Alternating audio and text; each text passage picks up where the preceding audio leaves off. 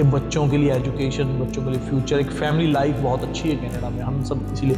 आप कैसे कंपेयर करते हैं इंडियन लाइफ को, फैमिली लाइफ को और कैनेडियन फैमिली लाइफ? जल्दी रिच कैसे बनना चाहिए, मैं कह सकता हूँ अशोक जी ठीक बात कह रहा हूँ कि जल्दी अमीर होने का तरीका होगा कुछ आप? The planning, how you plan your finances, investment, mortgage, real estate, insurance. Tax planning उससे बहुत बड़ा सब्जेक्ट है जिसको कनाडा में सिर्फ कुछ 2-3% लोग ही करते हैं फाइनेंशियल प्लानिंग, जिससे कि इंसान को पता लगता है कि वो आज कहाँ है।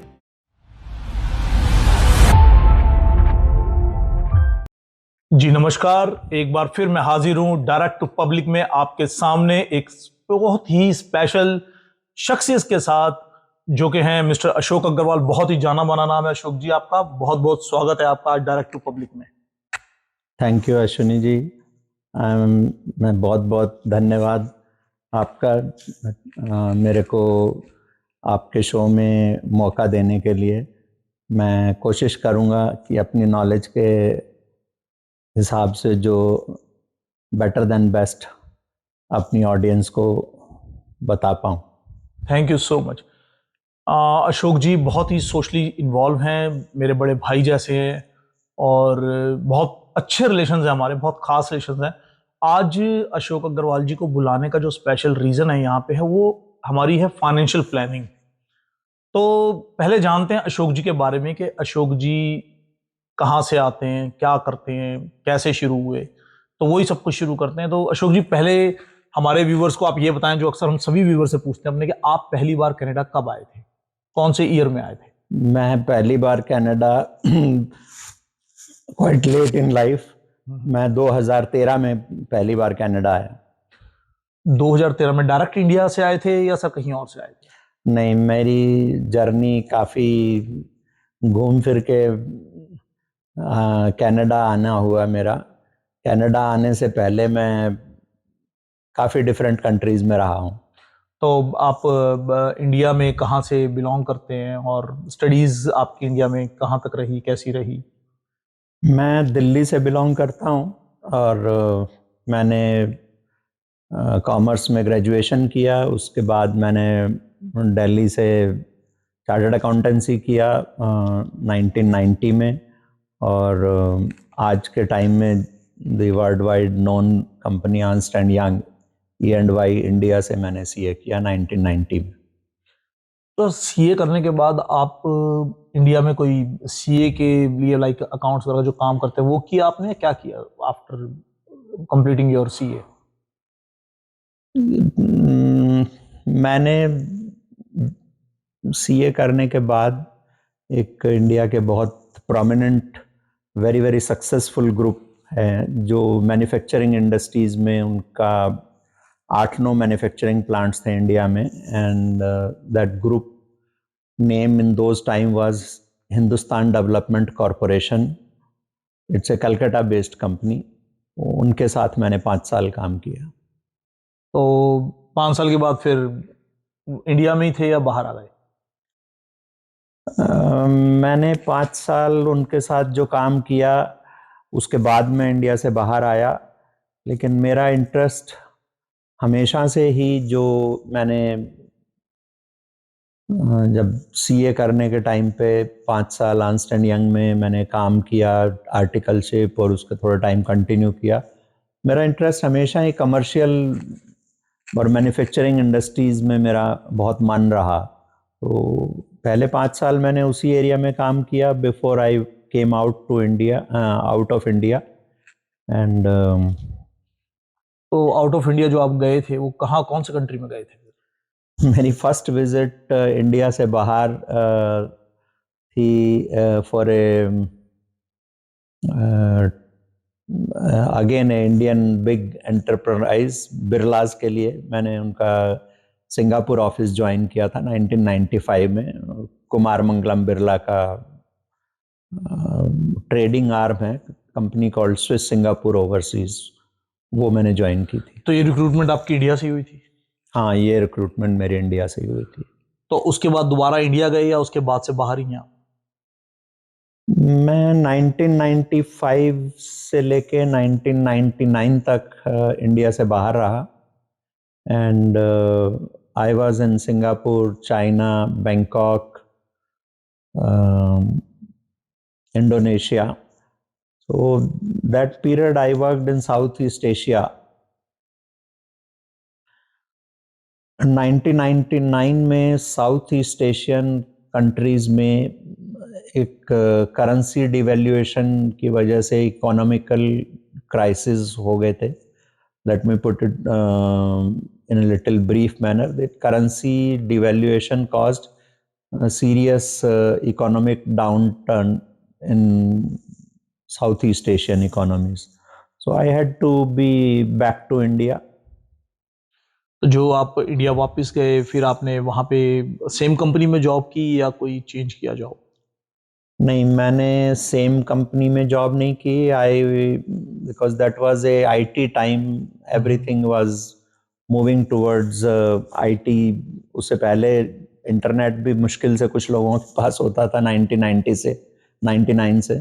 सो मैंने भी उस तरफ काफ़ी मेहनत की और ERP मैंने सीखा, enterprise resource planning. So I did my SAP ERP and I was a super user of SAP ERP, and possibly I was to go to UK for some large scale implementations, but my destiny was little different. I was picked up in India by the Samsung as the country head of their IT manufacturing. Means when I say IT manufacturing, in my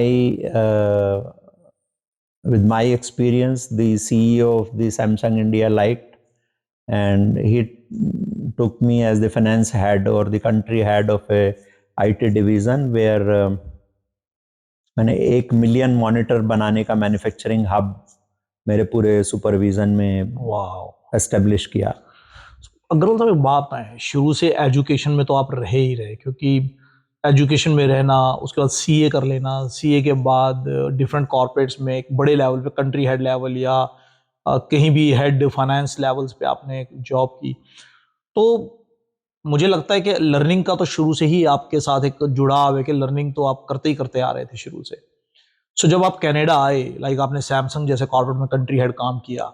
Samsung अपने आप में एक आज पूरे दुनिया के अंदर मेरे ख्याल से कोई ऐसी जगह नहीं है जहाँ सैमसंग का नाम ना और सैमसंग को लोग ना जानते हो. It's a big brand around the world. तो जब आप कनाडा आए, तो कौन सी ईयर में कनाडा आए थे? आपने बताया कि आप 2013 में आए हैं आप कनाडा, है ना? तो 2013 में आप कनाडा आए, तो कैसा लगा आपको कनाडा में फर्स्ट, और कैसे आए थे? पीआर आए थे या यहाँ जॉब पर आए थे आप?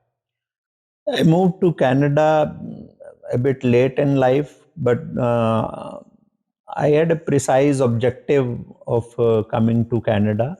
I have to I mean, my kids were the priority for me to get them quite good education, and I wanted to remain as a family. So the idea of coming to Canada was for their education, and with the grace of God, both of them have done very well. They are working independently in their different fields. So basic, ये तो बड़ी basic चीज़ है कि जो हम India से आते हैं मिडिल एज के अंदर, हम यही सोच के आते हैं कि बच्चों के लिए एजुकेशन, बच्चों के लिए फ्यूचर, एक फैमिली लाइफ बहुत अच्छी है कनाडा में, हम सब इसीलिए. आप कैसे कंपेयर करते हैं इंडियन लाइफ को, फैमिली लाइफ को, और कैनेडियन फैमिली लाइफ को? मैं इंडियन फैमिली लाइफ और कैनेडियन फैमिली लाइफ में मैं बहुत फ़र्क नहीं समझता हूँ, क्योंकि मैंने खुद ये कॉल ली कि बच्चों को इंडिपेंडेंटली कनाडा भेजने की बजाय मुझे साथ में रहना चाहिए, क्योंकि बच्चे they were growing up. So to my understanding, I carried the same values of family, and till today, we live as one family in the same house. तो ये अग्रवाल साहब, ये आप दुनिया घूमे, इतने सारे कंट्रीज आपने गिनाए, अभी चाइना गिनाया, अफ्रीका की कुछ कंट्रीज, और इन कनाडा भी आए आप. तो आपको सबसे आज तक का सबसे खूबसूरत एक्सपीरियंस कौन से कंट्री का रहा आपका, अगर ऑन जॉब माने कि आपको सबसे ज्यादा इंजॉय, या सबसे जहाँ के लोग आपको बहुत अच्छे लगे, आज तक कौन सी मुल्क या कौन से देश में आपको बेहतरीन और अच्छे लोग मिले, या आपको अच्छी संगत मिली, या आपने अपने आप को ज्यादा खुश पाया?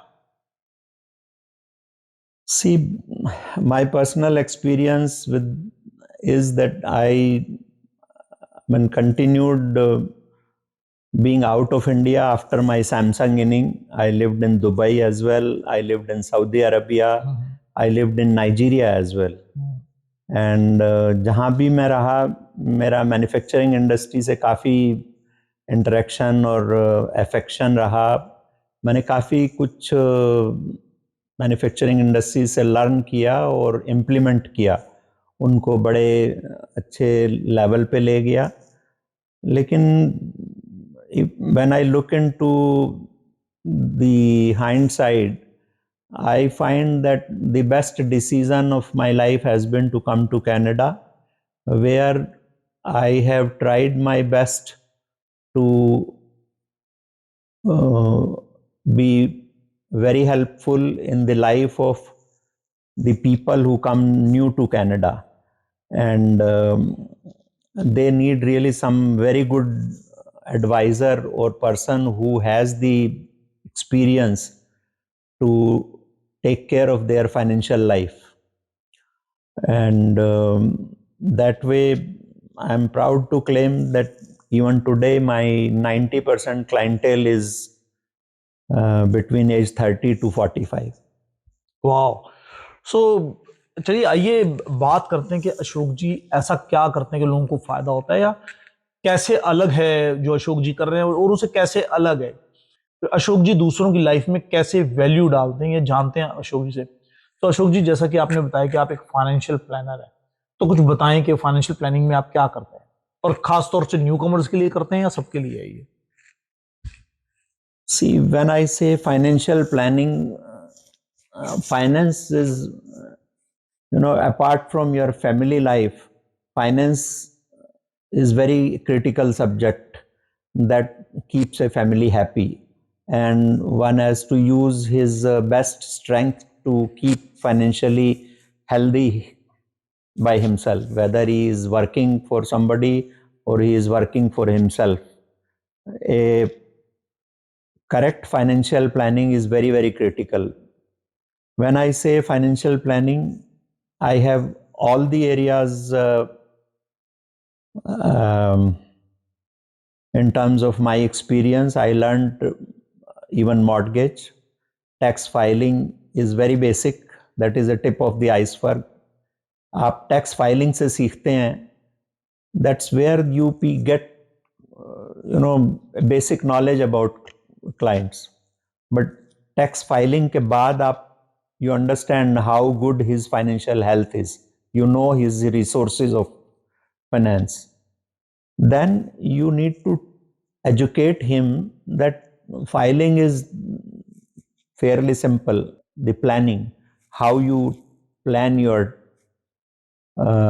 finances, investment, mortgage, real estate, insurance, because all these are like we cook food in the kitchen. We have a water, we need vegetables, we need roti, rice. So Yes. all these aspects are in finance very critical. So I feel confident that when a client is around me, I can deliver him not only his tax planning or tax optimization, but I can guide him very well for how best, better than best, he can get a mortgage from where. Then the insurance is very, very important part of the today's life. We cannot live without insurance, because risk in the modern life, risk is above all. You cannot drive a car on the street without insurance. So how you can leave yourself without being insured? God forbid, tomorrow you are not there, what the family is going to do? Nothing. Your whole planning goes to zero. So I have a very holistic knowledge of all areas of life insurance. I am not there for general insurance or property insurance or other areas of insurance. I'm fairly, I would say, in first 2-3% people in Canada who has this much of knowledge of life insurance. तो अक्सर अशोक जी हमारे यहाँ ना, जो India में थे, जब मैं भी इंश्योरेंस सेक्टर में था, इंडिया में काफ़ी काम किया मैंने, यहाँ पर भी जब हम बात करते हैं ना फाइनेंशियल प्लानिंग की, लोगों के मन में एक ही चीज होती है कि यार ये हमें लाइफ इंश्योरेंस देने की बात कर रहा है। बट यहाँ पर जैसे अभी अशोक जी ने बड़ी अच्छी बात की कि financial planning is not only about your insurance और only about your tax planning. Tax भर देना या उसके अंदर छोटे मोटे बचाव कर लेना या अपनी लाइफ इंश्योरेंस कर लेना is not a tax planning. Tax planning उससे बहुत बड़ा सब्जेक्ट है, जिसको कनाडा में सिर्फ कुछ 2-3% लोग ही करते हैं फाइनेंशियल प्लानिंग, जिससे कि इंसान को पता लगता है कि वो आज कहाँ है, उसकी लायबिलिटीज क्या है, उसे क्या लायबिलिटीज कम कैसे करनी चाहिए, अपने पैसे को कैसे इस्तेमाल करना चाहिए और जल्दी रिच कैसे बनना चाहिए। मैं कह सकता हूँ अशोक जी ठीक बात कह रहा हूँ कि जल्दी अमीर होने का तरीका होगा कुछ आपके पास? देखिए, जल्दी अमीर होने का कुछ तरीका नहीं है, किसी के पास नहीं है। The only most important part in this whole subject is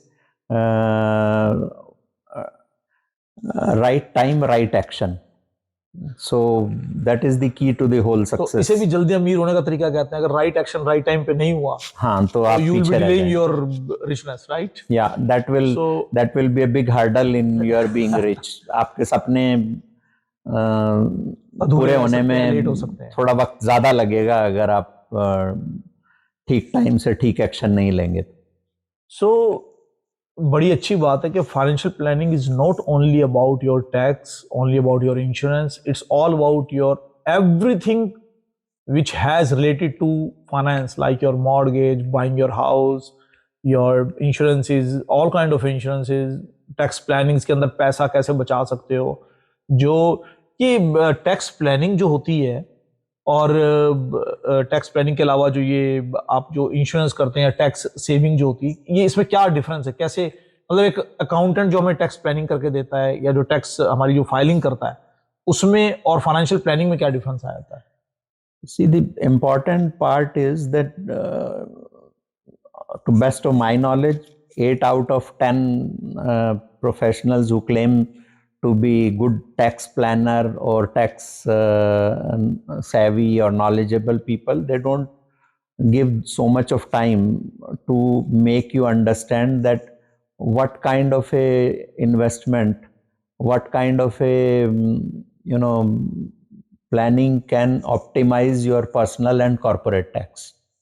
Because corporate tax in itself is a big subject and individual tax is also a very big subject, but दोनों को optimize करना कि how you can plan in a way that your total tax outflow from your pocket is optimum. That is a little skill, is an important skill, and I feel that I have that skill and I can advise client that how you can optimize. Like I do a fairly good practice for the high-end net worth people also, how their investment or say their use of money can be good for their future, about which most of the youngsters don't even think. And that kind of a planning can reduce your tax liability. That's in a bigger picture, is a summary of the estate planning, and that's a bit of a complex subject, but with my experience I have learned this too as well in depth. मैंने अशोक जी को बहुत ही शहर के elite class लोगों में बहुत ज़्यादा mix up देखा है और मुझे लगता है कि वहाँ पर इनके बहुत ज़्यादा क्लाइंटेल भी है, डेफिनेटली तभी उनके साथ हैं। तो अगर आपको लगता है कि आप कोई अपने फाइनेंशियल को रियल प्लान करना चाहते हैं, अपने सिर्फ टैक्सेस नहीं, अपने सिर्फ इंश्योरेंस नहीं, एक प्रॉपर अपने लाइफ के फाइनेंशियल गोल्स को समझना चाहते हैं, तो आप एक बार अशोक जी को ज़रूर कॉल करें 647-286-6637 पर। मैं रिपीट कर देता हूं आपके लिए, 647-286-6637। एक्चुअल में फाइनेंशियल प्लानिंग है क्या? एक्चुअल में आपके गोल्स क्या हैं? एक्चुअल में आप आपका पैसा ज्यादा कहाँ खराब हो रहा है और कहाँ ज्यादा आप बचा सकते हो, इससे भी बहुत बड़ा सब्जेक्ट है फाइनेंशियल प्लानिंग। तो इसके लिए हमारे पास तो आज बैठे ही हैं अशोक अग्रवाल जी, मेरे बड़े भाई भी हैं, सलाह देते रहते हैं अक्सर मुझे। आप भी सलाह ले सकते हैं सिर्फ एक कॉल पर 647-286-6637 पर। तो अशोक जी, कोई खास ऐसी बातें, कोई खास ऐसे एक्सपीरियंस बताना चाहेंगे आपके लाइफ के? आप इतनी दुनिया में घूमे 35 साल, 1990 में आपने सीए किया था, 35 साल का आपका कॉर्पोरेट का और अपना इंडिविजुअल सेल्फ जो आप काम कर रहे हो, इतना लंबा एक्सपीरियंस है। आप इतने इलीट लोगों से मिले हैं, इतने बड़े बड़े लोगों के साथ उठना बैठना रहा है आपका। तो आपका कोई अपना एक्सपीरियंस शेयर करें आज यहाँ पे, कोई खास एक्सपीरियंस जो बहुत ही जुड़ा हो आपसे, जिसके अंदर आपको लगा होगा आपने बहुत अच्छी वैल्यू ऐड की है कहीं पर उनकी लाइफ में। The important part as Ashwini मेरा छोटा भाई है, and the very good thing he is asking me कि कुछ मेरा खास एक्सपीरियंस शेयर करें। तो मेरा खास एक्सपीरियंस ये है कि मैं लोगों को एडवाइस करता हूँ। ऑफ कोर्स एडवाइस करने का मेरा जो बेस है वो एक होलिस्टिक लर्निंग से है। I work with 100% of the insurance companies. It's not that I want to sell insurance. If someone is there with me, like someone is looking for a super visa or visitors insurance or life insurance or the complicated product of the estate planning, I work with 100% insurance company. You name it and I have it. I work with more than 50 insurance companies, name it and have it. Sun Life, Manulife, Desjardins, Industrial Alliance, Equitable Life. In the super visa, all the company. I only advise and never chase people, and with the grace of God, I have a fairly good happy clientele, and right advice in right time is the key to the success. आपने जो Canada में कितने साल हो गए आपको Canada में? 10 या 11 साल? 11 साल। 12 साल। 12 साल। 12 साल में आपने कनाडा में अपना नेटवर्क कैसे क्रिएट किया? ये बड़ा, आप बहुत ज्यादा नेटवर्किंग के अंदर है, आई नो दैट। सो अब ये एक छोटा सा आपसे एक इसकी एक टिप ले लेते हैं। How you created this network, like इतने लोगों में जान पहचान, इतनी एसोसिएशंस के साथ रिलेशन आपके, इतने लोगों से मिलना जुलना। आई थिंक पैट्रिक ब्राउन के बाद आप ही हैं जो इतनी मीटिंग्स करते हैं। नहीं शायद ऐसा अश्विनी भाई ऐसे ही इतनी बड़ी बात कर रहे हैं। मैं पहले सबसे इम्पोर्टेंट ये है कि मेरा नेटवर्किंग से रिलेशनशिप यही है कि आई ट्राई पूरी मेरी लाइफ में डिफरेंट जगह रहा, डिफरेंट कंट्रीज में, डिफरेंट लेवल्स पे। Grace of God, right from the very beginning I had very very big platters around me to hold. तो मुझे अच्छा लगता है लोगों से, नए लोगों से मिलना। तो और स्पेशली मेरा मिलने का ऑब्जेक्टिव मल्टीफोल्ड है। I try helping tons of the organisations जो कि अच्छा काम कर रही हैं, और मैं उनको स्पॉन्सर करता हूँ। Ekal is one of the very very close to my heart, जो कि इंडिया में बहुत प्रोमिनेंट ऑर्गेनाइजेशन है, जो कि हर गांव में एक स्कूल का उनका मिशन है। मैं एकल से काफ़ी पिछले 10 साल से कनेक्टेड हूँ। इसी तरीके से और काफ़ी कम्युनिटी ऑर्गेनाइजेशंस हैं, काफ़ी यंगस्टर्स के क्रिकेट क्लब्स हैं जहाँ पे वो लोग सारे खेलते हैं, लेकिन they need somebody or the other to appreciate their efforts. So that's in my nature and my blood, that I like youngsters to work hard in the right direction and try my best to appreciate and giving some contributions in their efforts. कोई ऐसा इंसान Canada में जो सबसे पहले आपको मिला हो जब आप नए आते हैं, एंड आपको लगा हो कि आज तक आपके साथ हो, और आपको लगा हो कि ये जो बंदा था इसकी मुझे बहुत अच्छी सपोर्ट रही? कोई ऐसे कुछ दोस्त या कोई पहला दोस्त या कोई पहला नाम ऐसा, अब है या नहीं है एक अलग बात है, मतलब। नहीं, मेरे लिए तो सबसे बहुत अच्छे इंसान जो मेरे अश्विनी भाई खुद हैं, सामने बैठे हैं, जो मेरे मैं इनसे आज ऑलमोस्ट 10 साल हो गए। मैं 12 साल पहले आया। We know each other for 10 years and we never had kind of a business relation, but he has respected me, has connected me with tons of the people who have got benefited out of me. और मेरे अलावा कोई और? is honestly very difficult. It will become very Canada में एक बहुत अच्छी बात है कि जो भी आपको मिलता है ना, वो कुछ ना कुछ आपकी मदद करता ही करता है। यहाँ पे आपका मिलना जुलना अच्छे लोगों से बहुत होता है। यहाँ पे सभी लोग जो भी न्यू कमर आते हैं, उन सबको, जो पुराने आए लोग हैं, सब बहुत सपोर्ट करते हैं, बहुत सबका साथ देते हैं। मैं जब नया आया था, मुझे बड़े लोगों ने सपोर्ट किया, मुझे अशोक भाई आज भी सपोर्ट करते हैं, गाइड करते रहते हैं।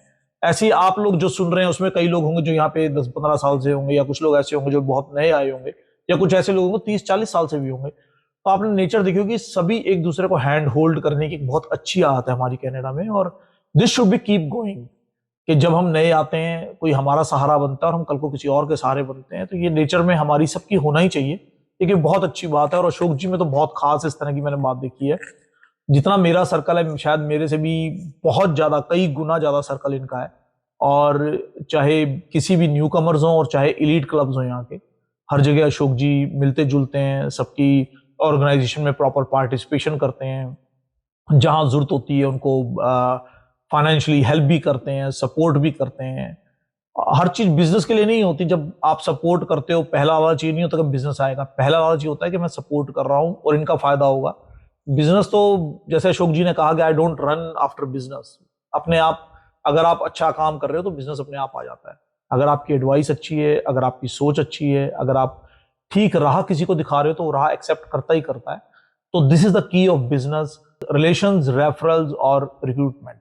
आप अच्छे रिलेशंस बनाएं, अच्छे लोगों के रेफरल्स लें, उन लोगों को अपने साथ जोड़ें। This is the key of business. और उसके अलावा आपका मेन अपनी नॉलेज, अपना एक्सपर्टाइज।